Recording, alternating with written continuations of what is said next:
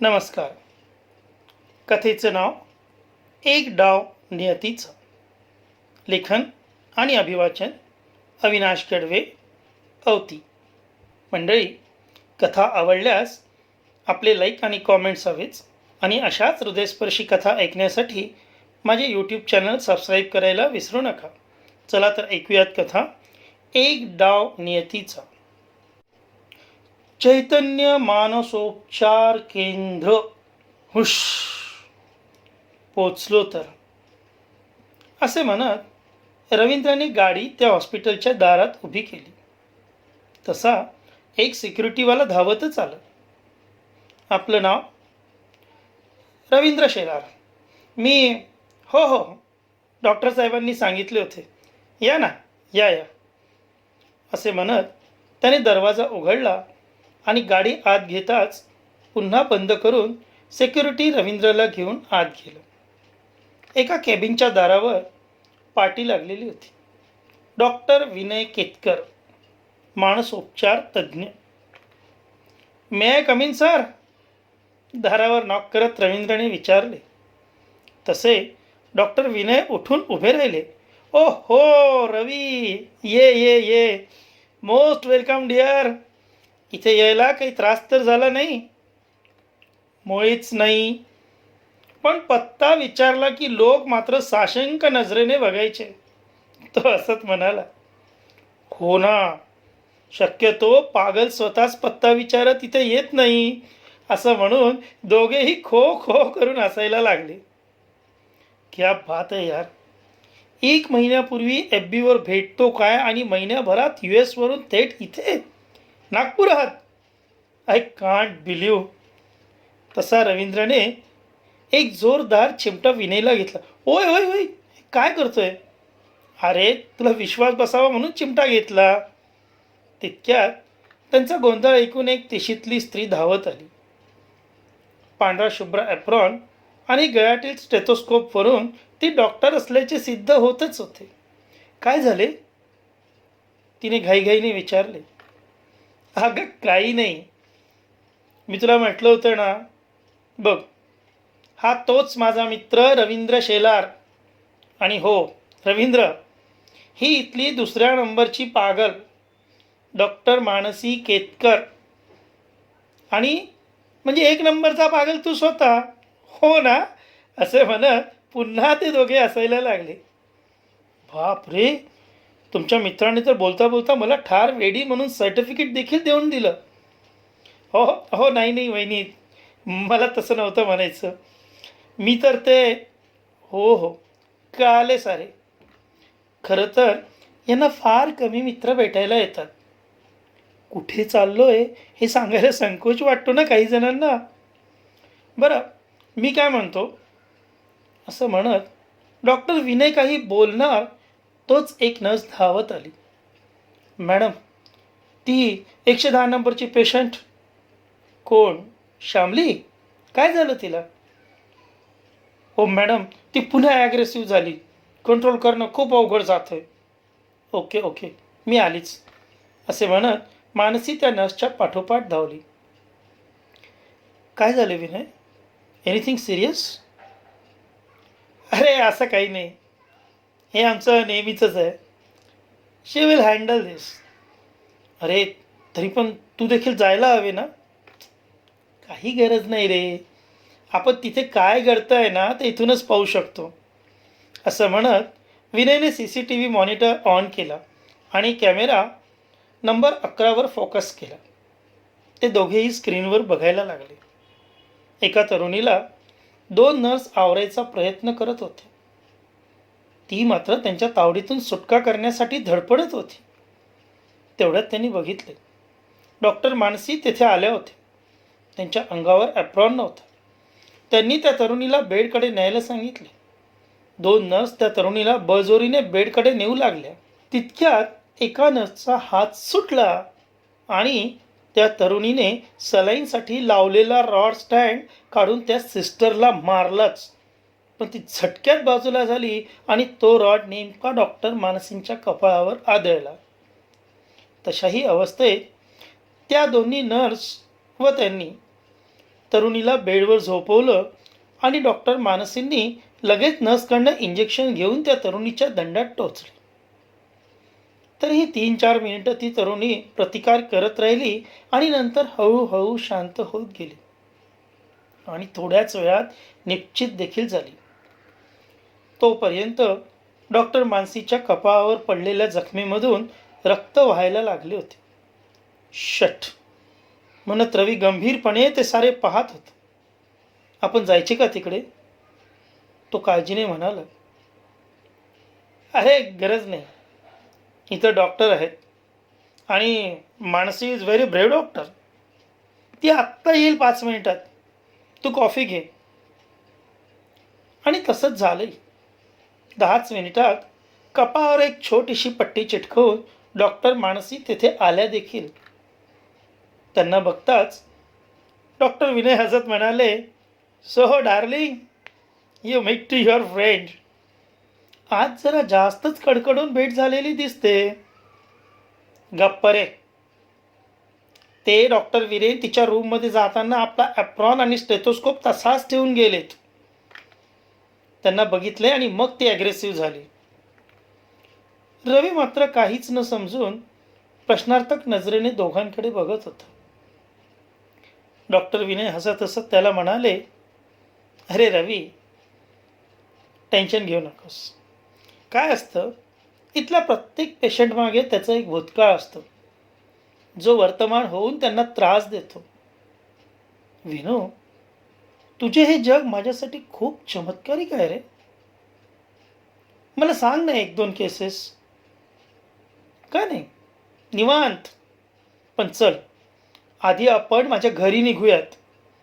रात्री जेवण करू आणि मग मात्र मस्त गप्पा मारत बसूयात. हॉस्पिटलपासून अवघ्या 3 किलोमीटरवर, पण शहरापासून दूर आणि निसर्गरम्य वातावरणात डॉक्टर विनय आणि डॉक्टर मानसीचा टोमदार बंगलो होता. अत्यंत कलात्मक रीतीने सजवलेला. आत जाताच डॉक्टर मानसी त्या दोघांना म्हणाल्या, तुम्ही दोघेही फ्रेश व्हा. मी कॉफी पाठवते आणि जेवणाचं बघते. आणि ते आत निघून गेले. रात्रीची जेवणं आटपून तिघेही बंगल्यासमोरील लॉनवर फिरत होते. वातावरणात थोडी थोडी थंडी होतीच. दिनू काका, लॉनवर शेकोटी लावा ना आणि 3 खुर्च्या पण आणाल, मानसीने आवाज देत एका मध्यमवयीन गृहस्थाला सांगितले. तिघेही शेकोटीच्या सभोवताली बसले आणि त्यांच्या गप्पा रंगात आल्या. रवीला विनय आणि मानसीच्या कामाबद्दल, त्यांच्या हॉस्पिटलबद्दल खूप उत्सुकता होती आणि तेही कौतुकाने त्याच्या प्रश्नांची उत्तरे देत होते. विनू, विनू, अचानक काहीतरी आठवून रवी म्हणाला, तुम्ही त्या पेशंटला भेटून आल्यावर असे का म्हणालात की ते डॉक्टर ॲप्रॉन व स्टेथोस्कोप घालून गेले आणि ती पेशंट ॲग्रेसिव्ह झाली? डॉक्टर विनय आणि मानसी दोघांनीही चमकून एकमेकांकडे बघितले. अरे रवी, ती फार विचित्र कहाणी आहे. चल, आता बरीच रात्र झाली, आता झोपूयात. उद्या बोलूयात. तुला उद्या मी आपल्यासोबत राऊंडवर घेऊन जाईल, तेव्हा दाखवेल ती पेशंट. तिघेही बंगल्यात आले. पण रवीच्या चेहऱ्यावरचा गोंधळ मात्र स्पष्ट दिसत होता. त्याला ते जाणून घ्यायची खूपच उत्सुकता होती. वहिनी, प्लीज सांगा ना, मला खरंच जाणून घ्यायचं आहे. तुम्हाला झोप येत नसेल तर प्लीज. मानसीने एक वेळ विनयकडे बघितले. त्याने मानेने संमती दिली. तिघेही दिवाणखान्यात आत बसले. विनो, प्लीज सांग ना, प्लीज, नाहीतर मला झोपच नाही यायची आज. रवी, दुपारी तू जी तरुणी बघितली ना, तिचं नाव श्यामली. मानसीची कॉलेजमधील मैत्रीण. दोघीही खूप घट्ट मैत्रिणी होत्या. सारी सुखदुःखे एकमेकींना न चुकता शेअर करायच्या. पण दुर्दैवाने या बिचारीच्या नशिबी असे काही दुर्दैवाचे फेरे आले की सारे होत्याचे नव्हते झाले आणि तिला इथे यावे लागले. मानसोपचार केंद्रात. अजूनही आपण कुठे आहोत, काय करतो आहोत, तिला कशाचेही भान नसते. ए मानसी, तू सांग ना रवीला. माझ्यापेक्षा तू जास्त छान सांगू शकशील. तशी मानसी म्हणाली, हो रवी, श्यामली माझी कॉलेजची मैत्रीण. आमची मैत्री खूप घट्ट होती. आणि तुला सांगते, श्यामली होतीच रे तशी. दिसायला सुंदर, स्वभावाने गोड आणि वागायला खूप खूप समंजस. सुंदर लिहायची, कथा कविता करायची, अभ्यासात हुशार आणि साऱ्यांशी जुळवून घ्यायची. आणि एक दिवस अशा आमच्या श्यामलीच्या आयुष्यात तो आला, अमर प्रधान. आमच्यापेक्षा 2 वर्ष पुढे होता तो. टीवायला. अमर दिसायला तसा साधारणच, पण हरहुन्नरी होता. अभ्यासाबरोबरच खेळातही तो नंबर 1 होता. अमर म्हणजे जणू काही कॉलेजच्या गळ्यातील ताईतच. कॉलेजच्या ॲन्युअल फंक्शनमध्ये श्यामली आणि अमर समोरासमोर आले. दोघांनाही एकमेकांचे स्वभाव खूप आवडले. हळूहळू दोघांच्याही कुठल्या ना कुठल्या कारणाने भेटी होत गेल्या आणि ते एकमेकांच्या जवळ येत गेले. आणि एक दिवस श्यामलीनेच अमरला प्रपोज केलं आणि आपल्या प्रेमाची कबुली दिली. अमरनेही लागलीच आपली ही प्रेमाची कबुली देऊन टाकली. पण एक खरं सांगू रवी, त्यांचं प्रेम आंधळ नव्हतं रे, उथळ पण नव्हतं. ते कधीच हातात हात घालून बागेत फिरायला गेले नाही, नाही सिनेमाला. हां, फोनवर तेवढे बोलायचे कधी. कॉलेजमध्ये मात्र सगळ्यांसारखेच फक्त हाय हॅलो एवढंच राहायचं. कॉलेज संपलं आणि श्यामलीच्या घरी तिच्या लग्नाची बोलणी सुरू झाली. तिला अजून 2 लहान बहिणी होत्या. घरचे तसे सारे सुशिक्षित आणि सुसंस्कृत. श्यामलीचे वडील सरकारी अधिकारी होते, पण त्यांना आपण नोकरीवर आहे तोपर्यंत निदान 2 मुलींची तरी लग्ने होऊन जावी असे वाटत होते. हळूहळू श्यामलीसाठी त्यांनी वर संशोधन सुरू केलं. खरं तर श्यामलीला बघून तिला कोणी नकार देणं शक्यच नव्हतं, पण इथे श्यामलीच याना त्या कारणाने आलेल्या स्थळांना नकार देत होती. आता तर घरचे सुद्धा तिच्या हट्टाने वैतागून गेले होते. पण श्यामलीच्या डोळ्यासमोर अमर होतं. त्याचं प्रेम होतं. अमरनेच तिला शपथ दिली होती, चांगली नोकरी लागल्यावरच घरच्यांसमोर आपलं प्रेम उघड करायचं. अमर देखील उच्च शिक्षण घेतल्यानंतर नोकरीसाठी खूप धडपडत होता. त्याच्या मोठ्या भावाची नोकरी जेमतेमच होती. वडील रिटायर झाले होते. आई नेहमी आजारी असायची. अशा वेळेस कुठली तरी काम चालवू नोकरी करत श्यामलीशी लग्न करायला त्याच्या मनाची तयारी होत नव्हती. पण तो जीव तोडून चांगल्या नोकरीच्या शोधात होता. आणि एक दिवस श्यामलीसाठी एक स्थळ आलं. मुलाकडचे गडगंज श्रीमंत होते, शिवाय सुसंस्कृत होते. त्यांनी आणि त्यांच्या मुलाने श्यामलीला बघता क्षणी पसंत केलं. मुलगा उच्च शिक्षित होता, उंचपूर्ण, रुबाबदार आणि अतिशय देखणा. त्यात मुलाच्या घरचे सारेच पुरोगामी विचारांचे. त्यांनी स्पष्ट सांगितलं, आमच्या इथे सारं काही आहे, आम्हाला तुमच्याकडनं काहीही नको. अगदी लग्नाचा खर्च देखील आमचा आम्हीच उचलू. मुलीला पुढे शिकायचे असेल, नोकरी करायची असेल तरीही आमचा मुळीच विरोध नाही. तिला जे करायचं असेल ते ती करू शकते. आमचं पूर्ण स्वातंत्र्य असेल. श्यामलीच्या घरच्यांना आकाश ठेंगणं झालं होतं. श्यामलीला देखील आता कुठल्या आधारावर या मुलाला नकार द्यायचा सुचत नव्हतं. तिने अमरला फोन लावला, पण तो इंटरव्ह्यू द्यायला तिला सांगूनच बेंगलोरला गेला होता आणि त्याचा फोन नेमका नॉट रिचेबल होता. काय करावे तिला सुचत नव्हते. शेवटी तिने मनाचा हिया करून त्या मुलाशीच बोलायचं ठरवलं. मला एकांतात यांच्याशी थोडं बोलायचं आहे असं सांगत ती नवऱ्या मुलाला आपल्या स्टडी रूममध्ये घेऊन गेली आणि तिथे जाताच आपल्या अश्रूंना वाट करून दिली. थोडक्यात तिने त्याला आपल्या आणि अमरच्या प्रेमाची कहाणी सांगितली आणि त्याचा नकारच आपले प्रेम वाचवू शकतो असे सांगत त्याला हात जोडून विनंती केली. मुलगा खरंच सुशील होता, समंजस होता. तो श्यामलीला म्हणाला, तुझ्या इतके उत्कट प्रेम करणारी स्त्री आयुष्यात मिळायला भाग्य लागतं. दुर्दैवाने माझ्या नशिबात ते नाही. मात्र तुझं प्रेम सफल व्हावं याच माझ्या शुभेच्छा.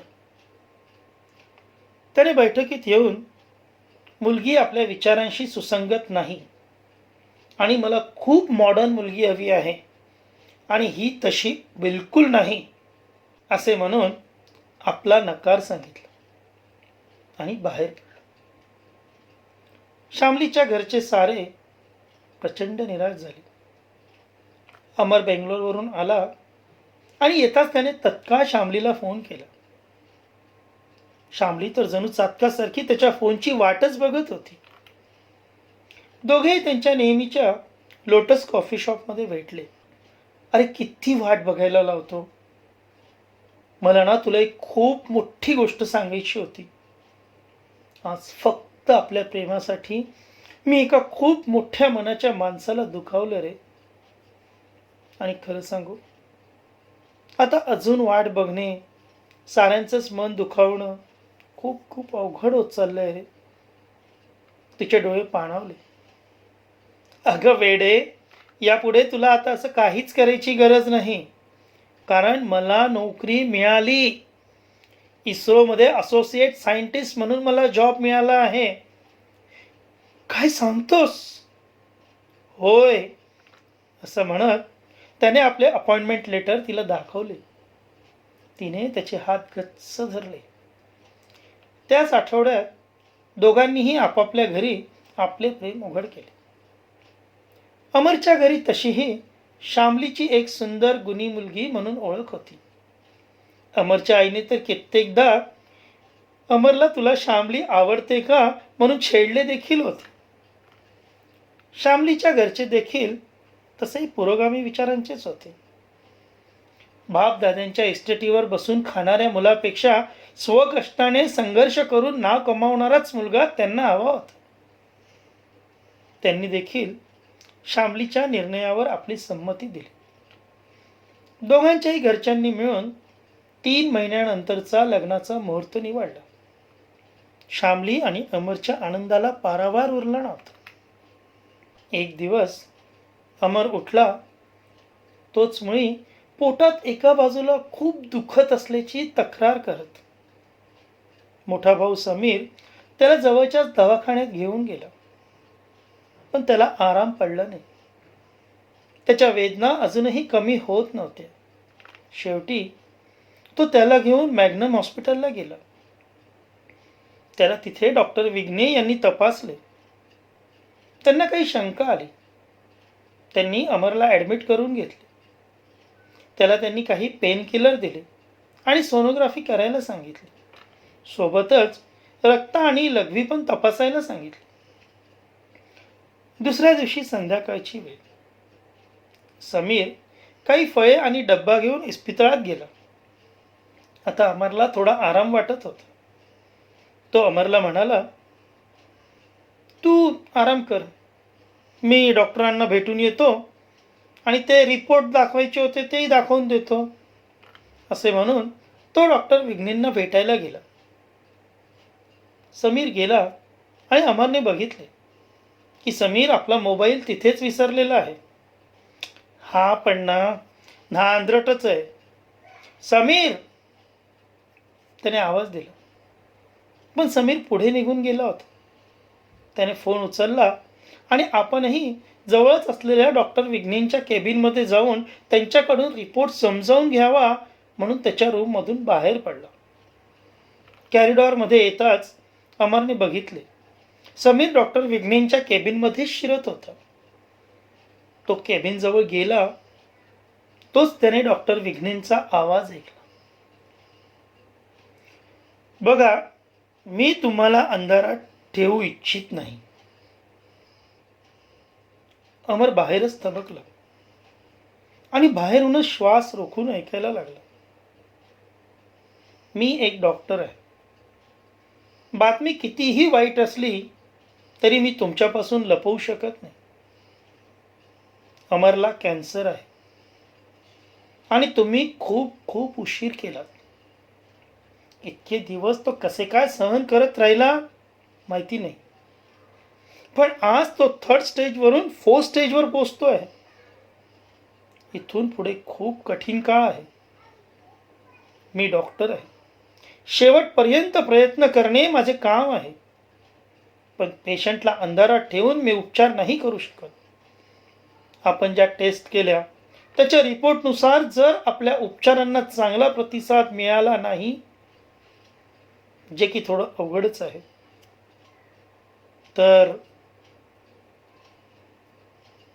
तर अमरकडे फक्त 7 ते 8 महिन्यांचा काळ आहे.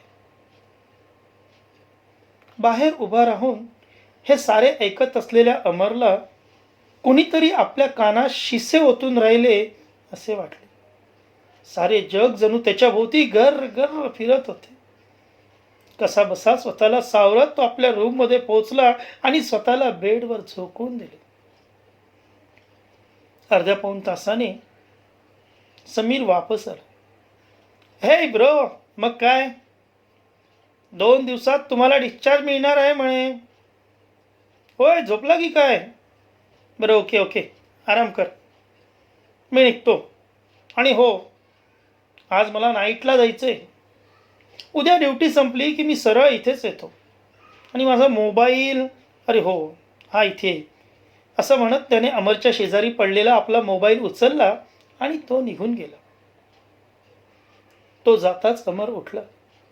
त्याने आपले डोके 2 हातांनी गच्च धरून आपल्या गुडघ्यात दाबून धरत तो हमसून हमसून रडायला लागला.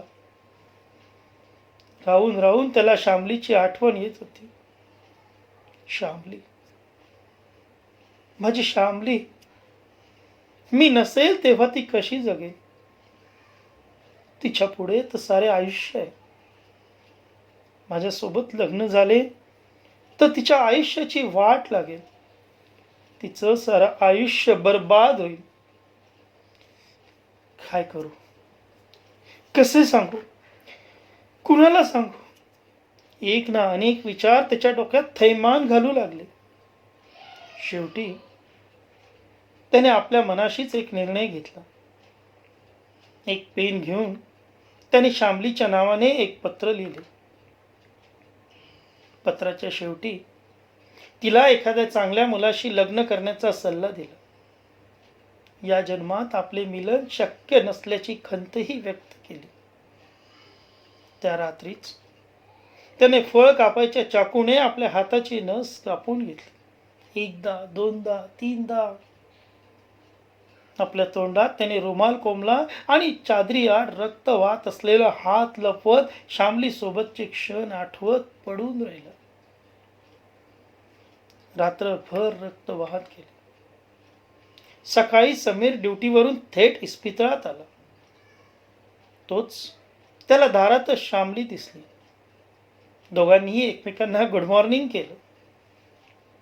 समीरने तिला सांगितलं की कदाचित आजच अमरला डिस्चार्ज मिळेल. दोघांनीही एकमेकांना टाळी दिली. दोघेही अमरच्या रूममध्ये आले. श्यामली अमरच्या जवळ गेली. तिची नजर सहजच खाली गेली. पलंगाखाली रक्ताचं पोळ साठलं होतं आणि पलंगाच्या एका बाजूने थेंब थेंब रक्त अजूनही ठिपकत होतं.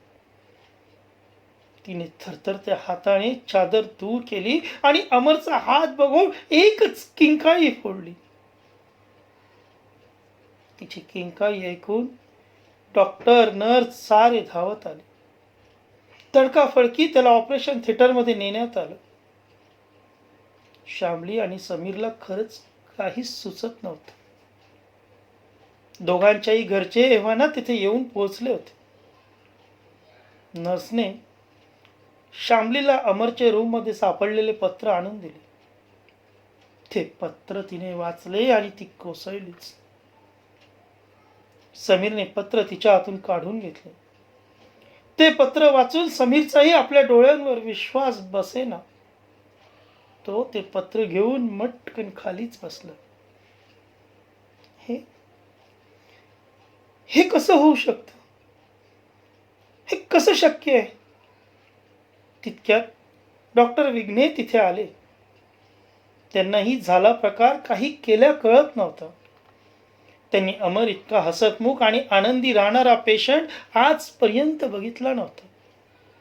समीरने थरथरत्या हाताने पत्र डॉक्टर विघ्ने यांच्याकडे सरकवले. त्यांनी ते वाचले आणि oh my God, how it is possible? Shut, हा मूर्ख आहे. याला कोणी सांगितलं?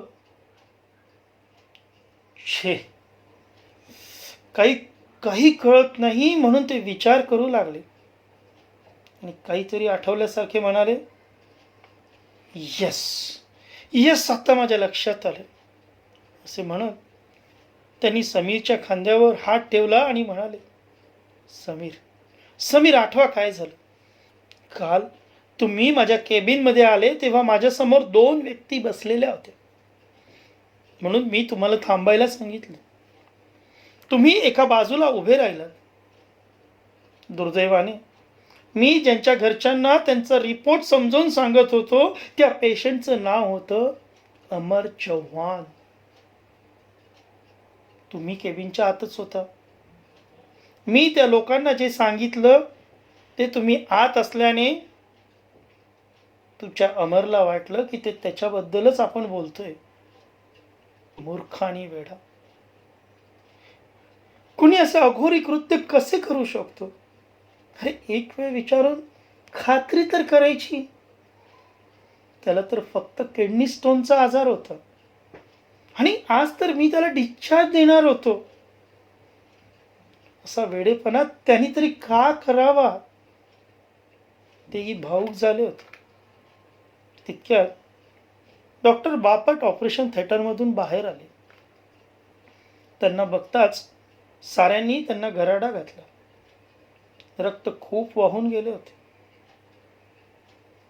आम्ही खूप प्रयत्न केला पण सॉरी असे म्हणून ते निघणार तो श्यामली वाघिणीसारखी चवताळून त्यांच्या अंगावर धावून गेली. ती प्रचंड आक्रमक झाली होती. या डॉक्टरांनी माझ्या अमरचा जीव घेतला. या इस्पिताने माझ्या अमरला मारले असं म्हणून ती तिथल्या साऱ्यांनाच प्रचंड धक्काबुक्की करायला लागली. सगळीकडे फेकाफेकी करायला लागली. आपले परके कोण कोणालाच ती ओळखत नव्हती.